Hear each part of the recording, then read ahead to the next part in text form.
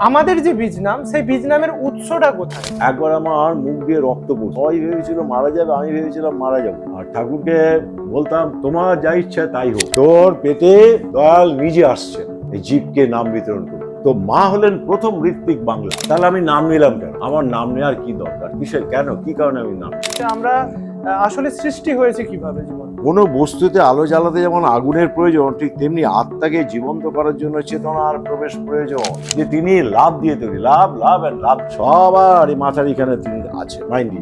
এই সৎ মতটা অনেকের কাছে আজকে মানে আমাদের সৎসঙ্গীরাই জানে না। এটা কিন্তু বাস্তব কথা যে সৎ মত কি। আর আমরা বৈদিক মতের কথা বলি বা সনাতনীয় মতের কথা বলি। আচ্ছা, এই সৎ মতের সাধনের বৈশিষ্ট্যটা কেমন? উনি স্বামীর নাম শুনতে পেলেন এটা হচ্ছে ধ্বনিত। শ্রী শ্রী ঠাকুর কি এই সৎ মতের নামটাই আমাদের কাছে প্রচার করছে? আর শ্রী শ্রী ঠাকুরের তাহলে নিজস্ব নাম বা কিসের নিজস্ব? সেই হুজুর মহারাজের সন্ত নামেই